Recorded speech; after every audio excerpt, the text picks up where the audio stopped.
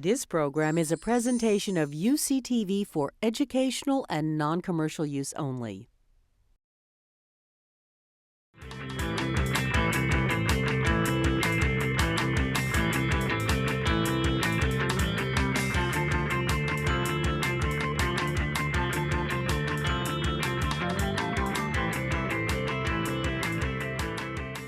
So you in the audience here at the museum and also on the web, you're not a random audience. We've asked you all to join us because you all are crucial players in our democracy.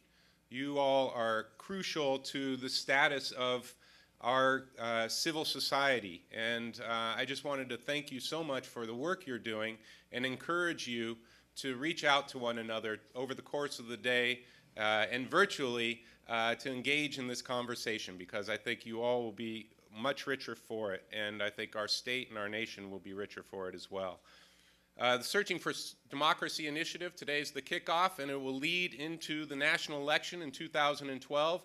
There are a number of great programs that we have going, including a statewide read of 4 books that we'll tell you about in the spring, this spring, and the books will be read and discussed from spring 2012 into the national election.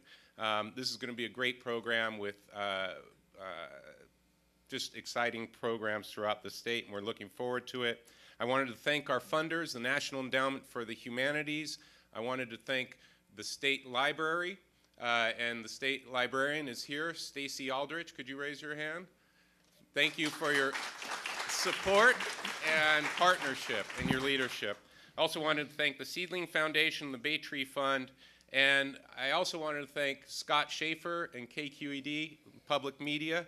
I've been a long admirer of Scott's work and his contributions to knowledge about California, and just so excited to have you all as partners. Thank you. We have an exciting day ahead. Some of the smartest thinkers about the state of our democracy, the history of our democracy in the world. So we're going to have some just great conversations. Afterwards, for those of you who are here today, I invite you to join us for a reception, and virtually we'll toast you, all of you online. So thanks very much. I'll hand it over to Scott. Thank you, Ralph. I just want to let you know, folks, that before we started, I mentioned to each of our panelists that I want them to think about this as kind of a dinner party, where just interesting conversation happens and that people don't necessarily wait to be called on, but that everyone be spontaneous. And I wanted to tell you that in case they're talking over each other at some point animatedly. I don't want you to think that they're being rude. They're doing what I asked them to do. So at this opening session, we're going to lay out a framework and hopefully a context to discuss our history, our present, and a possible future for civic engagement in our country. How do we improve or change our political discourse so that it includes more voices and leads to a more fully engaged nation? Or do we have to change it at all? Are things working just fine? It's a big topic to cover, and I think we've got just the panel to do it. Let me tell you who's here with us, and I'll ask that you please hold your applause until we're done. Starting on the end there, Joyce Appleby is a distinguished professor emeritus at UCLA, where she taught history for 20 years. And among her interests, analyzing social theories about human nature, politics, and economic development. Her latest publication is titled The Relentless Revolution, A History of Capitalism. Next to her, Kathleen Hall Jamieson, probably well known to viewers and listeners of PBS and NPR as a regular analyst of political campaigns and communication. She directs the Annenberg Public Policy Center at the University of Pennsylvania and is the author or co-author of 15 books, including most recently, The Obama Victory, How Media, Money, and Messages Shaped the 2008 Campaign. Next to her is Gregory Rodriguez. He's founder and executive director of Zócalo Public Square, which connects people to ideas around the world in a nonpartisan way and over a wide range of fields, from politics to humanities to technology. He's also a senior fellow at the New America Foundation, where he writes on topics including race relations, civic engagement, and immigration. And finally, to my right, Ron Nehring. He's been involved in politics since his days as president of his college Republican Club almost 20 years ago. Today, he's chairman of the California Republican Party, a role he inherited a couple of years ago when the party was deep in debt. Since then, he's led the party back into the black, directing large-scale voter registration drives along the way while emphasizing outreach to minority voters. Please welcome all of our panelists.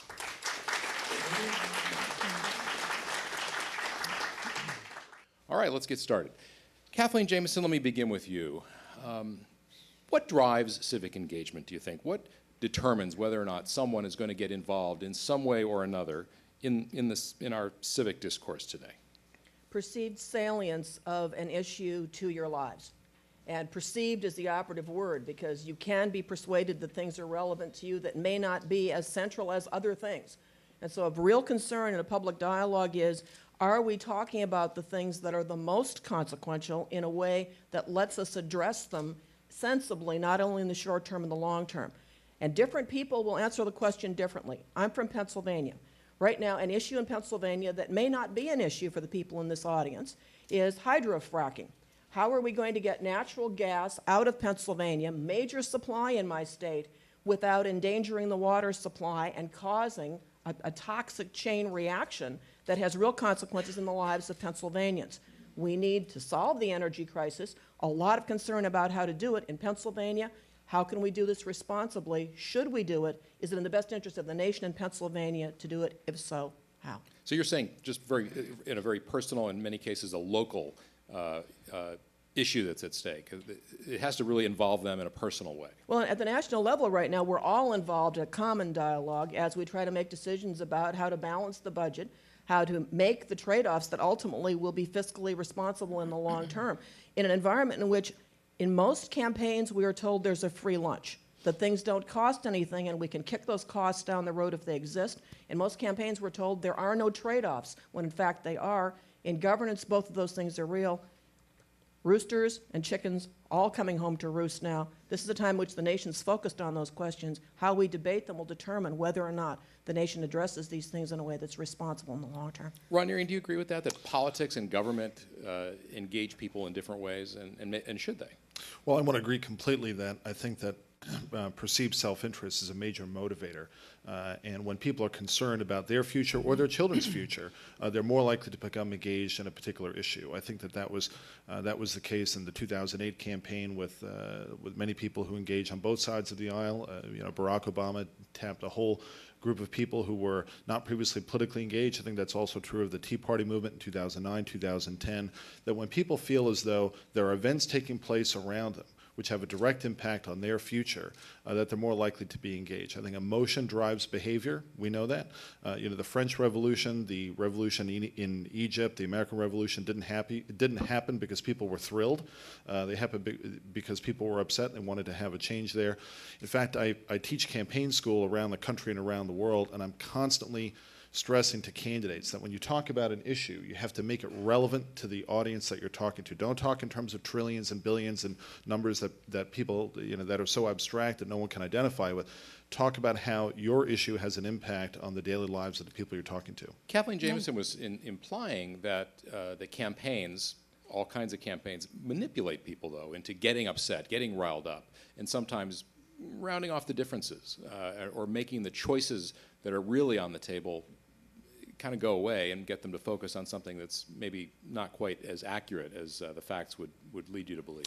Well, like I said, emotion drives behavior, and there's a need to tap into that, particularly when you're looking to drive people to act. You're looking to encourage people, or that they feel a need to vote, they feel a need to get involved, they feel a need to donate their money or their time. And so very often you find political rhetoric is very often emotionally laced. And that's something new, that's nothing unusual, but you're tapping into that because unless people are emotional about something, not necessarily in a negative way, in a positive way too, hope, for example, that they may not be as prone to act. So as candidates and political parties are always seeking to engage people, to get people to engage on their side, and emotion is a big component of that. But I think we should see that we're now at a time when there's a great deal of indignation and there's spontaneity in people's responses. Mm-hmm. I mean, what you're saying is true in general and overview, but immediately we have a lot of anger, a lot of fear, a lot of indignation, and these are very real responses, and they don't fit under the cover of an interest. It's a much more perceived error in the way things are done, or distrust, an upwelling of distrust. And I think one thing about democracy is that there's raw democracy and there's mature democracy. And what you say about interests and understanding, persuading people to participate, is kind of mature democracy. But raw democracy is when people spontaneously get involved. And this is very upsetting to civil discourse, because people, when they're upset, do not rationally describe what they're feeling. They just vent.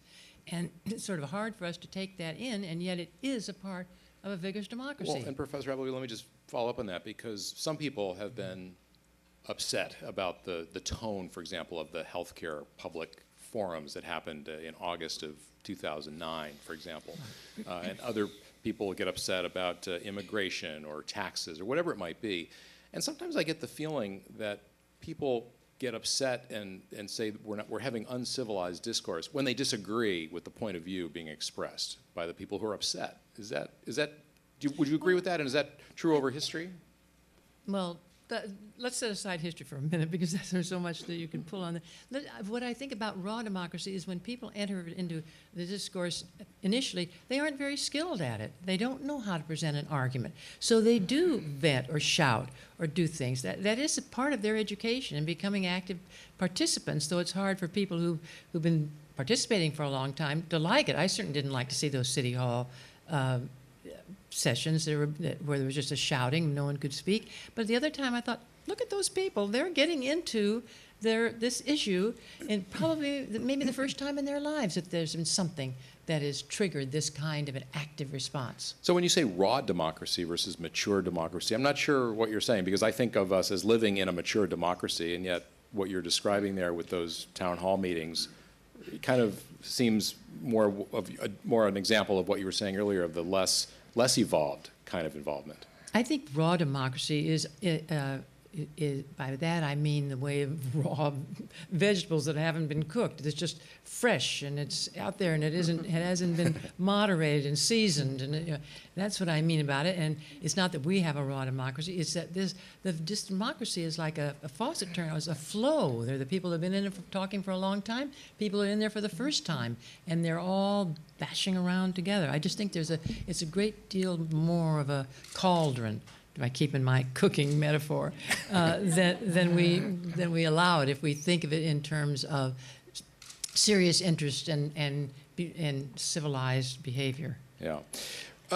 Gregory Rodriguez, you wrote an article in the LA Times earlier this year titled "Politics, Darker Passions."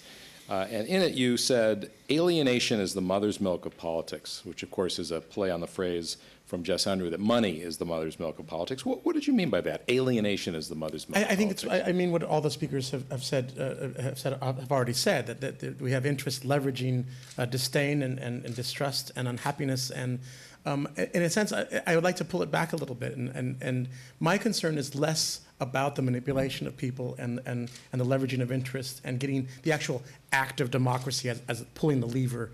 My interest is in the culture that precedes that level, the culture of the state of civil society that leads to that behavior, that rawness, that we're not actually, we have to think about the extent to which we're speaking to each other before we even get to the actual political issue.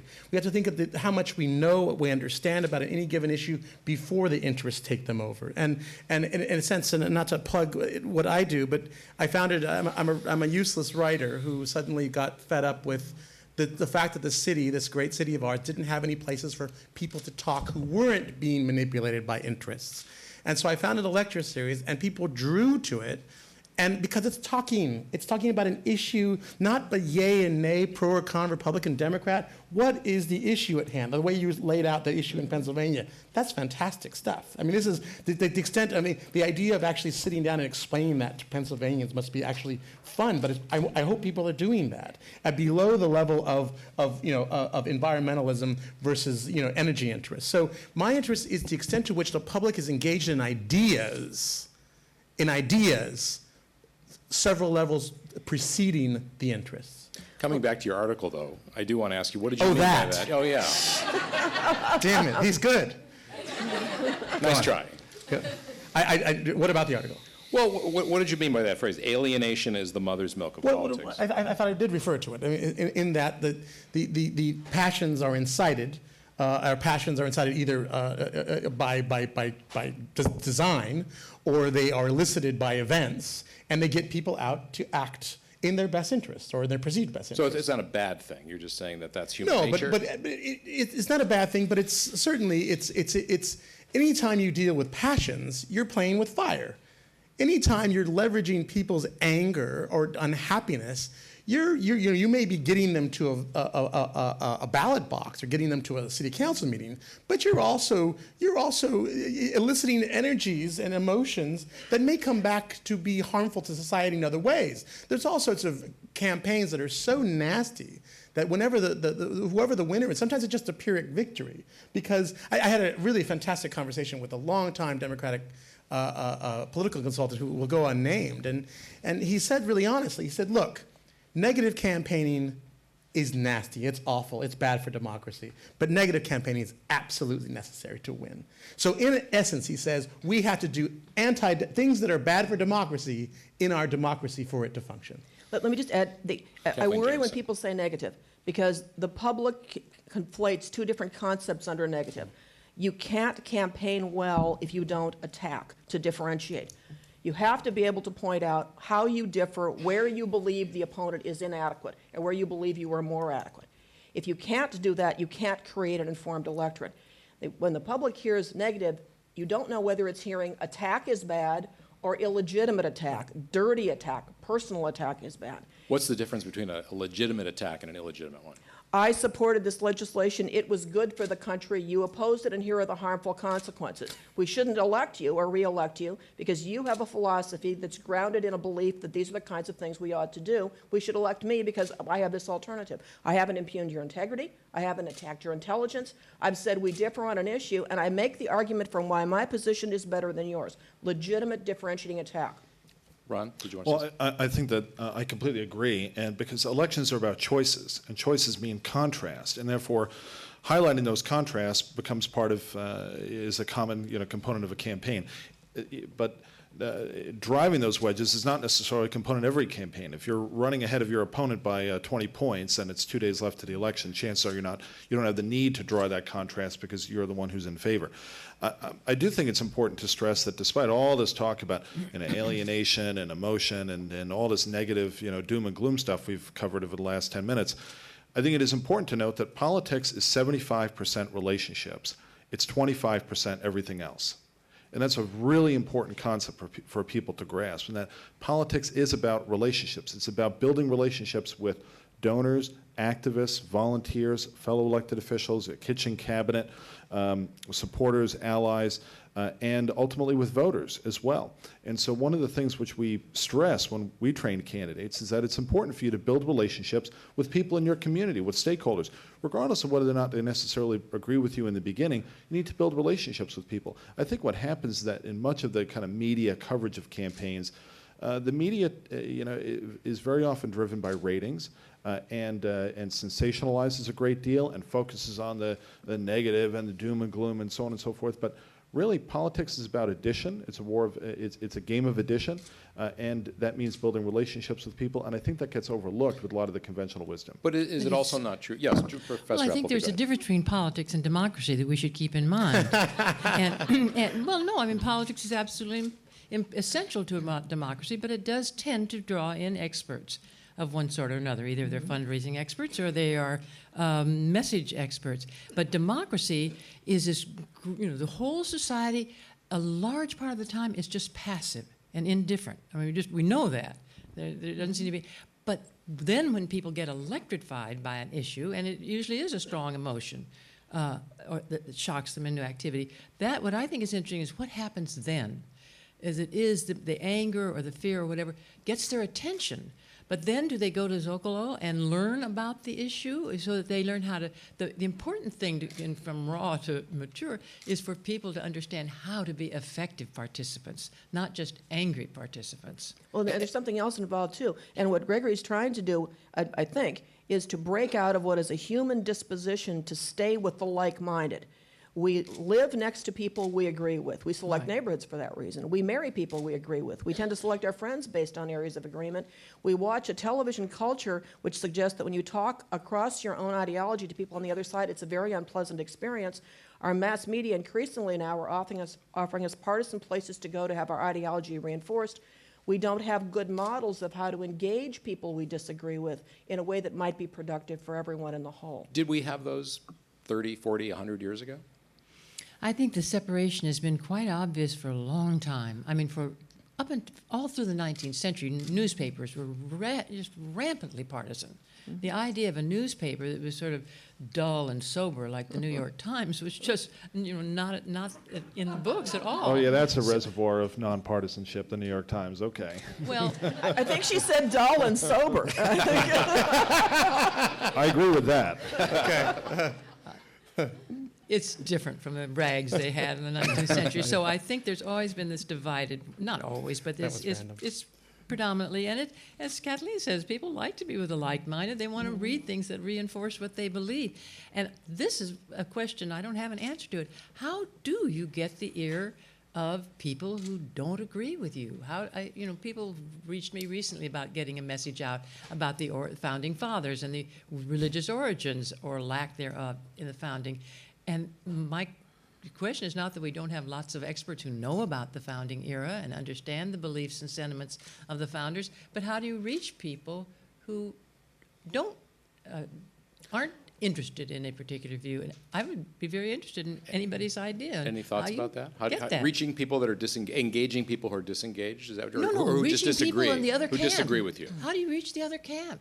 How do you get talking across lines? I think you have an election, and you're going to have people of different points of view sitting in a legislative chamber somewhere, and they're going to battle it out. And at some point, they're going to have discussions and find some common ground. We have that taking place right now in the California state budget. We have that happening right now between a Republican House, a Democrat Senate, a Democrat president in Washington. These are people of different points of view who would probably not choose to engage one another directly if they were not in elective office, but they are in elective office. They have to make things happen, and now they have to talk to one another. And it seems like, if you believe the polls, that's what people want.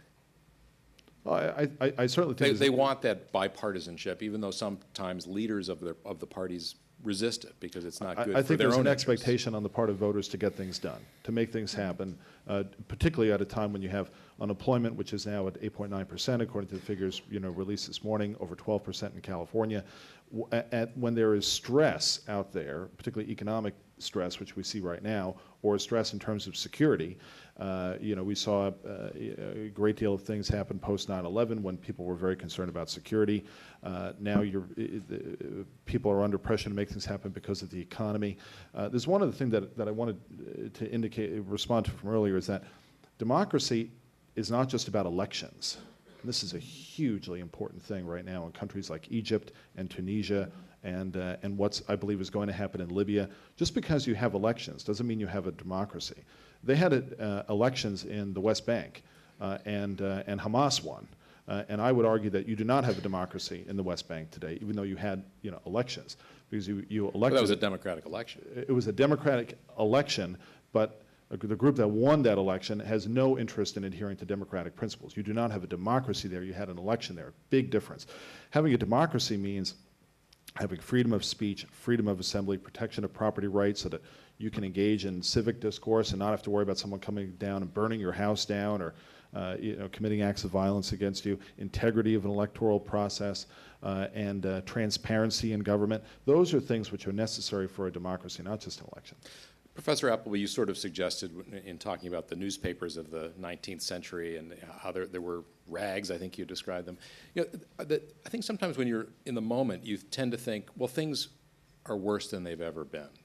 But historically, I think you might find something different.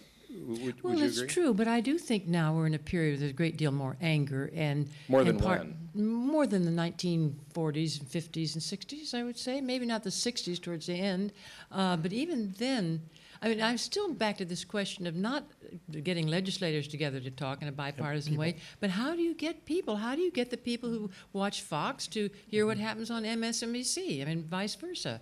That's what I think is a shame, is that we don't have that discussion, because then I think people would have to start articulating their anger or their indignation. Kathleen Jamieson, is that a laudable goal? Is that what we should have, wanting? I want to interject something that's positive in historical context.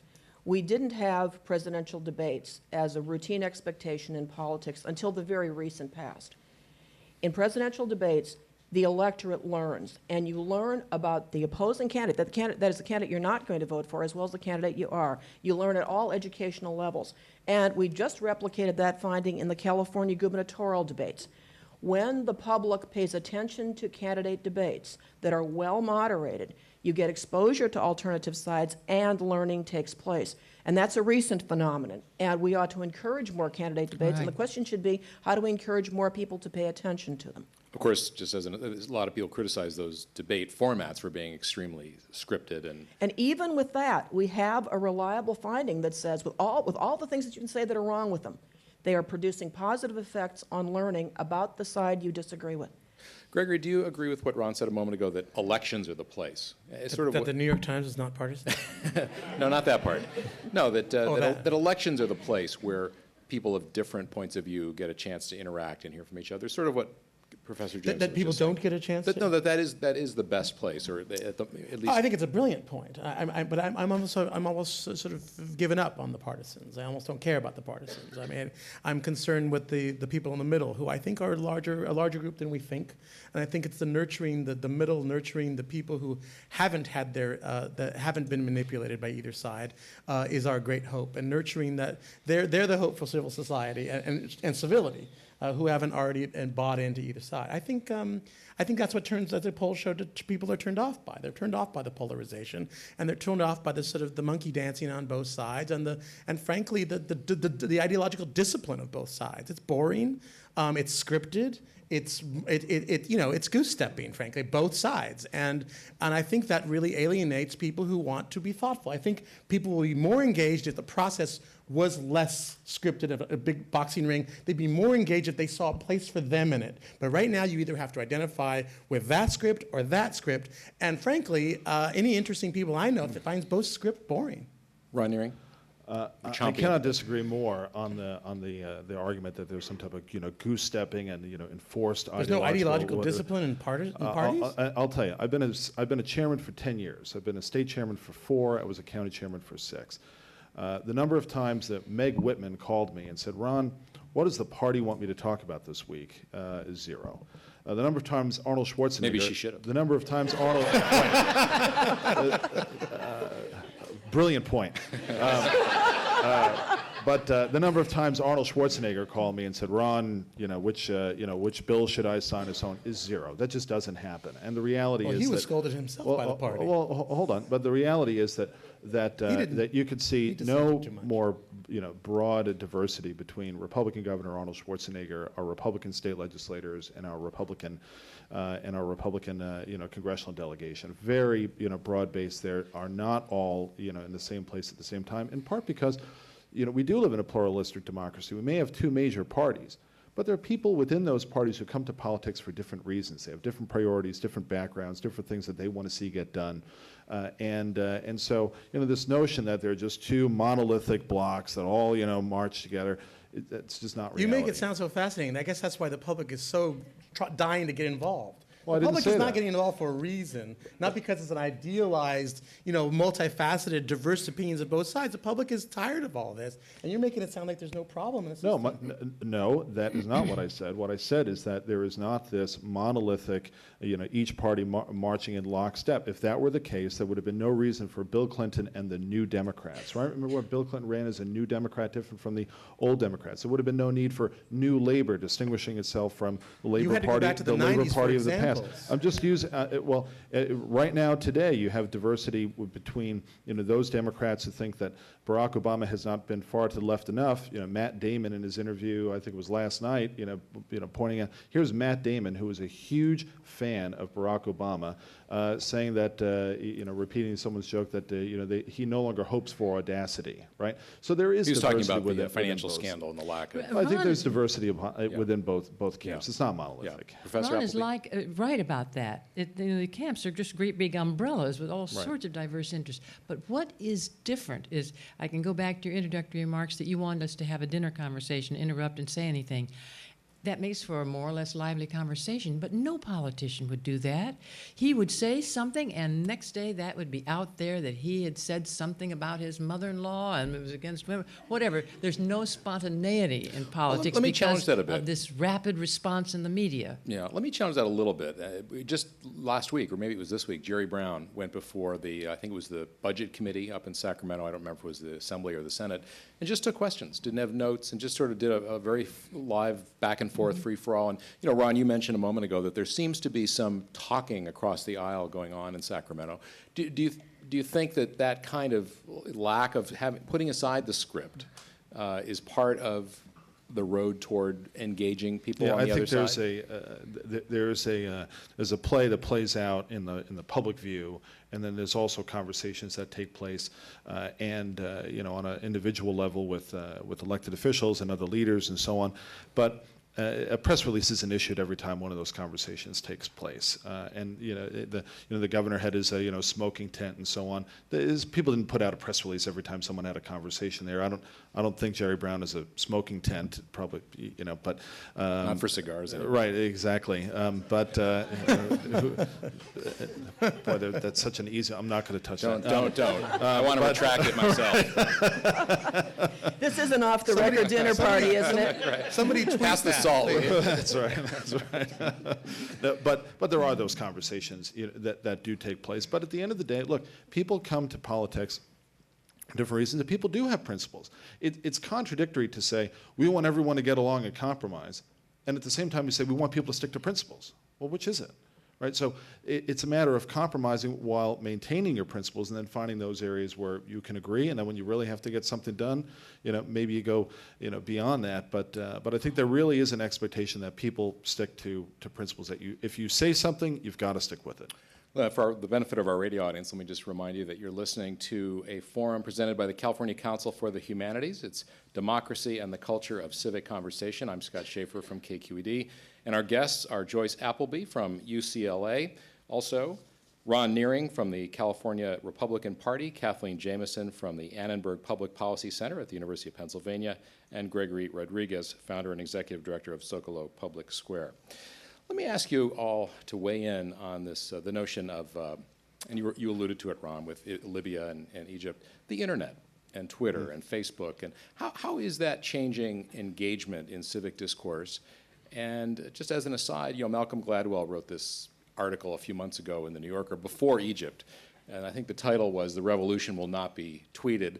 And I don't know if he's retracted any of that, but suggesting that that's not civic engagement, that tweeting is not the same thing as going to a town hall meeting. What are any of your thoughts about how technology, social media, are changing what it means to be involved socially and politically? I'll take a sort of a counter point of view on that, and it goes back to the previous conversation on partisanship. And I think Ron's been talking more about the insider and the politicians talking across aisle, and you were trying to talk about citizens talking about the aisle. I'm going to go back to citizens and the extent to which the internet and social media is used. Actually, it can create diversity of opinion, but it can also get people, again, lockstep. And this is, I'm going to talk about what I'm referring to. One thing you didn't say in my bio is I'm a columnist for the Los Angeles Times. And I write every week, and I've written every week for 5 years. That's 250 columns. And it's striking, the kind of things that one hears and sees on the internet. And the extent, and part of it is the problem of the newspapers that no longer moderate. They're so desperate for some sort of engagement on the net. But the types of people who comment, does anybody look at you're laughing because it's ludicrous. And again, it's insane. And it's anonymous, in a sense. That's what allows for it. Again, but ultimately the newspaper is responsible, and they're not being responsible. And there's a lot of newspapers that allow this. But the actual conversation that goes on is so, it's striking and it's offensive. And so I think that the anonymous aspect of the internet has actually created a lot of animosity that, again, I think pushes out the decent middle, the people who want to engage but may not have the vehement opinions that the people who have posted before them have. And if you can't match that vehemence, sometimes you just better to back out. I had this experience with an LA Times op-ed. I was horrified, really vulgar. I get that every week. You have to stop reading them, I think. But I want to go back to this question of the internet and its importance in Egypt, and the internet as as a form of social communication. It's like the telephone. The telephone is vital if you're trying to get through to someone like the head of state in another country, but it's also what teenagers spend all their time chattering on. So I don't think we should it's a medium, and it was incredibly important in Egypt. And I'm sure he has retracted because it was absurd when everybody was saying how important it was that they could communicate. But that doesn't mean that in 10 years people in Egypt, teenagers, aren't going to be blathering on the Twitter and Facebook. It's there to be used for what is necessary at that time. To have it is wonderful. Is it the same as going to a town hall meeting or organizing No. a women's group or a No. environmental group? Or does it matter? I mean, it's quicker, it's easier, it's sort of in keeping with our lack of time that we have in our culture today, but is there anything less meaningful about it or less impactful? I love the phrase slacktivism. I mean, that doesn't. Slacktivism? Yeah, I mean, you've heard the phrase? I haven't. Well, there you go. Slacktivism, which is, I mean, it takes a very little bit of energy to pretend you're engaged. It is not the level of engagement No. of going to a meeting. It's better than nothing, and it if you actually can bring- goes farther than a meeting because it may be forwarded, but ultimately. People twit and they go to meetings. I don't see that one is the other. I use the telephone. I also have dinner parties. I mean, I think it's a mistake. It's not one's not a substitute for the Not other. in I mean, any the way. meetup capacity of the web helps people organize. I mean, Yes. You have the capacity on the web now to find information you could never find before, to read things you could never read before. Thomas.gov gives you the capacity to follow congressional debates and to track and hold people accountable in ways that you couldn't before. The White House, since the Bush era, has been putting up the press conferences and the texts online, which makes it easier to study it than in the past before. That said, you also now are conventionalizing 140 characters as a way to communicate about politics. And I'm worried that that's going to erode our capacity or our disposition to argue. And when you're dealing with substantive issues that require nuance and require careful documentation of the fact base to get to inferences, 140 characters can't do it. It's as if you took the worst of the soundbite culture, and political discourse has gotten shorter and shorter and shorter over time, and now said, let's create an incentive that has the most perverse potential you could to invite simplicity.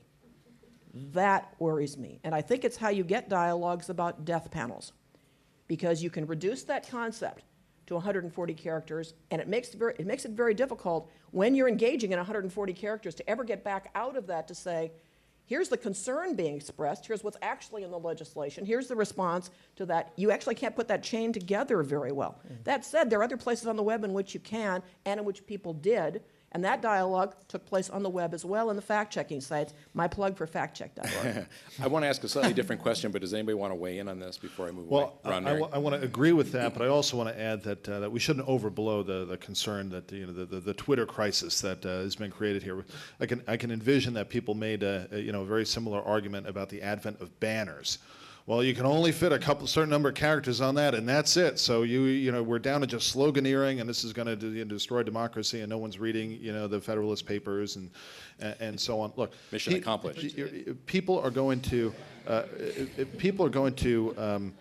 Twitter would not be as popular if tweets were typically 2,000 words. Right? Because nobody has the time for that.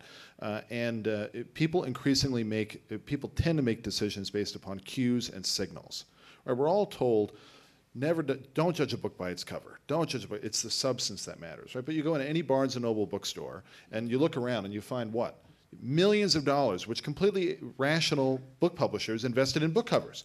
So the question is not whether to judge a book by its cover. The reality is that people do. The more important question is, why do people judge a book by its cover? And the reason goes to how people make decisions. Nobody has time to read the book before buying it. No one has time to take the class before signing up for it. No one has the time to do the job before applying for it. People make decisions based upon those cues and signals. And so, when you're trying to engage a broad audience, most of whom are normal and therefore not engaged in politics as much as those of us are, when you're trying to engage normal people, you can't suck up a tremendous amount of their bandwidth in order to try to get a message across. You have to fit it within the bandwidth which they're willing to allocate to that before they get on to more important things like taking care of their kids and and getting to work on time and and so on. Well, and that makes an allusion to a point that I want to bring up, which is none of this happens in a vacuum. I mean, politics and civic engagement happens in the broader context of our culture, and education is a big problem in this country. We hear studies about the dropout rate and lack of people, going on to college or community college or even, getting their degrees, whatever.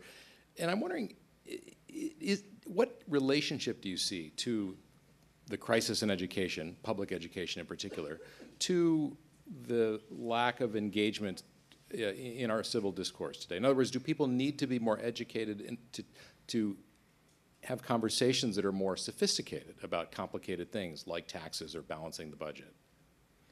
Or is that just, kind of ivory tower talk? I tend to agree with Ron that essentially people do break these things down within their context and with the busy things and important things they do every day, and they don't have time to read entire legislation. No, they never did. So no, it shouldn't require a higher level of sophistication. Do you see the progress we're making here? He agrees with me, and I think slacktivism is a great term. I mean, we were making rapid progress here. Because the assumption is we started off on opposite sides, which is an odd assumption of yours. Why is that? You're a columnist for the LA Times. That's enough. It's worse. It's better than the New York Times. That's right. There we go. Another agreement. I think people ought to read across the various newspapers, regardless of what they think about them, because you learn important things that way. I feel obligated to put in a plug for NPR and PBS. But, education, Professor Appleby, Of course, it would be wonderful if people knew more. But we do educate an incredible number of people. It is a society. We put a tremendous amount of money into higher education. And, of course, we should put more into public education. In no way am I saying that we shouldn't be more serious about it. But I don't think it's a panacea. I think it's a preparation for life in general. And democracy depends upon the quality of the life of the people in that democracy. So, of course, there is a connection, but I don't see it in quite that direct way. If we got everybody to take my course in American history, I don't know that they would be more engaged in politics. And there's also an assumption that things have gotten worse. And when you look at what people know about what's called civic knowledge, basic knowledge about public affairs, it hasn't actually changed since the 50s. So there hasn't been a dramatic drop-off, nor has there been a dramatic increase. That said, we have an increasingly large number of people who are college educated. And as a result, you would have expected the increased level of college education to have pushed some of that up on its own. And secondly, you would have expected the extent to which we have an increased number of people with college education, we would have increased the disposition to engage in such things as watching presidential debates, reading longer forms of communication, et cetera. And we haven't gotten what I would have predicted was the benefit in civic engagement and disposition out of the increased higher education. That's not a social failure. That's a failure of those of us in the academy. Different topic here, diversity. California is an extremely diverse place. We are now a minority-majority state. No racial or ethnic group has a majority in California, and yet the electorate is still relatively white in California. About 70% of the voters, give or take, in California are white. Is that a problem? And if so, what is the problem? Anybody? It's a point in history. It's going to change.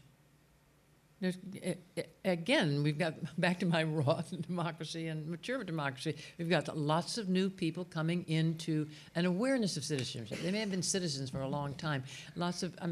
I just think of the UCLA campus, how it's changed in the 30 years that I've been associated with it. I mean, it's the most diverse place in the world. That's going to have an impact on the political participation of those young people when they graduate. So I think it's a question I would predict. I mean, like Kathleen, you probably make predictions and they don't come true and you think it should. But I would predict that 70% would drop, slowly drop, and you would have, we see that with a more active Hispanic political community. I think we're going to see it with all of these communities. So not a concern. No, there's another factor that is conflated in the analysis. The younger groups tend to undervote their percent of the population. Older groups tend to overvote their proportionate percent of the population. Your more diverse parts of the population tend to be younger. The question is, how can we get the young more politically engaged in general? And also, then, how do you get these other, representative groups in the population to engage more broadly? And the reason it's potentially of concern is politicians address the voting population, not the population as a whole, for very practical reasons. That's how you get elected. And as a result, if your perspective is thinking from the group most likely to vote, 65 plus, you are far more likely to make promises about Social Security, Medicare, prescription drug benefits without thinking that you need to pay for them in the process. The younger people who are not voting in the process are going to carry the penalty for those kinds of decisions. Building on their comments, I think Joyce is right that it is a moment in time and it will build, but I don't think it means we shouldn't make proactive efforts to integrate. I think to integrate the political process and we're not doing it really enough of it. I mean, the extent to which we are engaging growing ethnic groups in the state in the process is really not up where it should be. Ron Nehring. I think that building on the comments as well, we've covered a number of different things, but I think the starting point is that the world is run by those who show up. It is not people who are registered to vote. It's not citizens in general, broadly defined, who determine the outcome of elections and therefore the direction of our government, but it's people who actually cast ballots. And I see that on the mechanical side as a party chairman all the time. And, it's called voter targeting. You take a look at who are the people who are most likely to turn out and vote based upon past behavior, and that's who you're going after. You're going after those people who have a demonstrated history of turning out to vote. And I think where the interface becomes with the topic you raised earlier on the issue of education is that there is a correlation between if you're a high school dropout, your likelihood of turning out to vote is significantly diminished. This is a huge issue in our African American community where you have, where you can see an overlay of breakdown of families, high school dropouts, and not participating in our democracy. I think that is a problem for a number of different reasons. Number one, it means that there are citizens who have rights, but their views are not being heard in our democratic process. That's a big challenge. We're about to go through redistricting, which is where you draw the district lines to make sure that there's an even population in each one of the districts. But it's not based upon who's actually voting or registered to vote. So if you take a look at the number of votes it takes to win a plurality in a Democratic Assembly district in LA, it is a fraction of the number of votes you need to win a Republican Assembly district in the Central Valley or in East San Diego County. And that's because both districts have the same number of people living in them, but the number of people who are actually casting votes is much greater in that Republican area than in the Democratic area. That's a problem. So you can see a direct correlation between family, education, and participation in our democracy. And it affects the political dialogue. So right now, as Washington is making decisions and states are making decisions with scarce resources about how to apportion them, the voices at the table are more likely to be upper middle class, wealthy, not poor, lower class. And as a result, the danger is that those who are the most vulnerable aren't represented. Their voices aren't heard in those discussions. And that has long-term consequences for the stability and well-being of a democracy. Particularly since they're young people who are suffering, children and the like, that these cuts that are going to be made. And these are the people that we need to bring into the democracy. We need to bring them in faster, earlier. So we're really saying that the democracy reflects the society. And to the extent that the society is strong and nurturing, the democracy is strong. Ron, I'm going to put you on the spot a little bit. Many of the Latinos who are engaged in politics in California came of age in the mid-90s around Prop 187, opposition to Prop 187, which was viewed by many as anti-immigrant. Right. And that was promoted by Governor Wilson, among others. And your party does have a perception and a reality problem, which is that it's very white, older, upper middle class. How do you, as party chairman, think about that equation and the issues like immigration, for example, where there is a big split within your party about what to do, and yet you have this enormous demographic problem?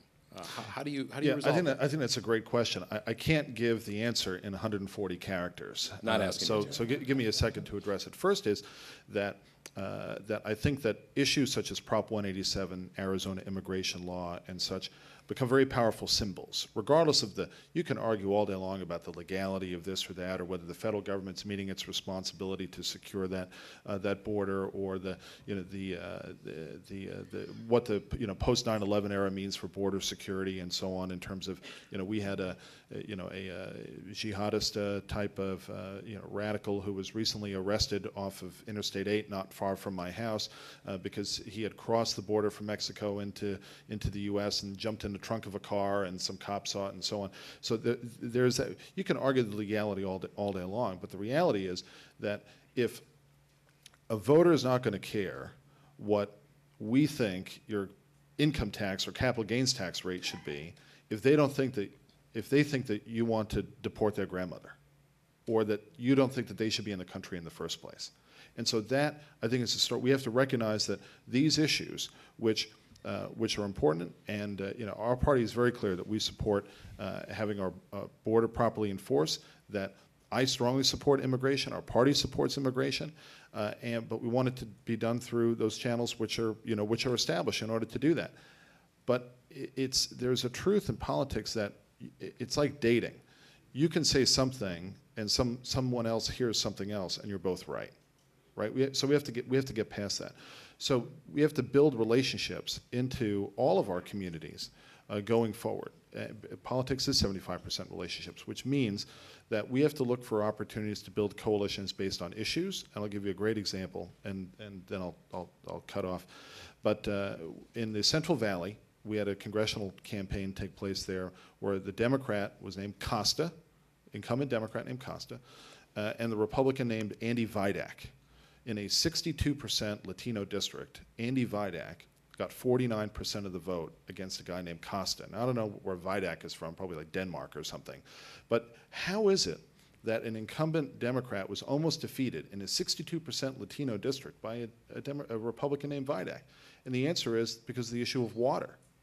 Because Andy Vidak built a coalition on that issue of water. So there were a large number of Latinos who were voting for him because Jim Costa was on the wrong place on that particular issue. So there are opportunities for our party to build coalitions and relationships.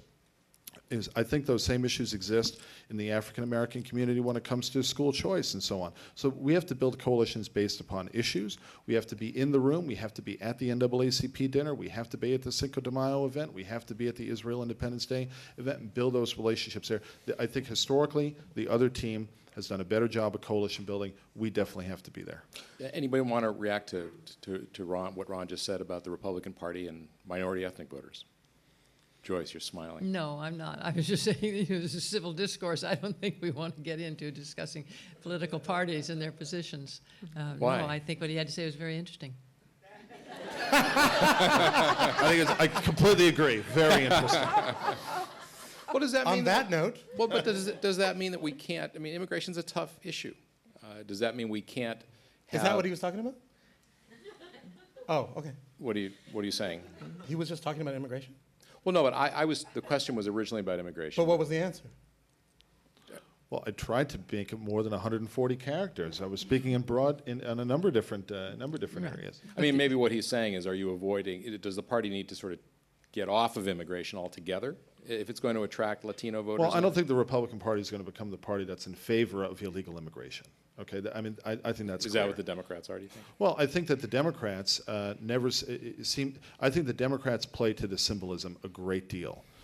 And the Arizona immigration law, in my view, is not about trying to keep people out of the country. I think Arizona is trying to address an issue which they have, which directly affects their state, and the federal government has completely fallen down on the job in terms of its responsibility to secure that border.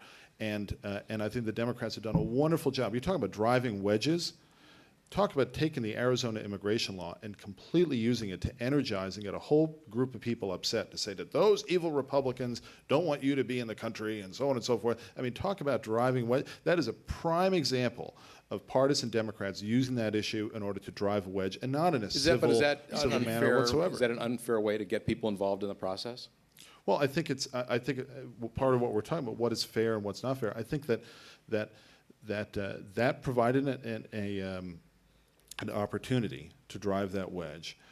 And I think there's a destructive impact to that, because I think it moves us further away from Precisely being, what I was saying at the start. You were saying it was fine. I think it drives us further. Leveraging passions is dangerous. No, I think that doing so drives us further away from having a solution on this immigration issue. Okay. I want to take some questions, but unless somebody wants to make a There's comment. always the Kathleen. danger that we talk about voting blocks as if they're ideologically coherent. That is, they hold a single position on an issue. Right. The so-called Hispanic vote, when you profile attitudes on the various subcategories of positions related to immigration, there's not a single position that is there. There's real diversity within that community, as reflected in the polls, on how it feels about the various things. How do you protect the border? What are the standards for becoming legal if you came into the country in an undocumented fashion, et cetera? And part of the problem with our discussion of politics is we tend to get up to this level where we assume this group holds this position, and that group holds that position, and this group holds that position. And we don't honor the differences and the extent to which there's nuance in the differences. And there may be areas of substantive agreement that can be forged out of those differences across the political party. I And totally it's even agree. simplistic to assume that people vote based entirely candidates on their ethnicity. I agree with that as well. That they actually didn't vote for the Costa. mean, It's not that immigration shocking. was not a major factor in the Hispanic vote block. That is, if you define these category of people as Hispanic as opposed to their other 65 demographic characteristics, in their reported selection criteria for Obama versus McCain. Yeah. All right. Well, thank you very much for a very interesting panel. Let me thank all of our guests, Joyce Appleby, Ron Nehring, Kathleen Hall Jamieson, and Gregory Rodriguez. How about a hand of applause for all of them?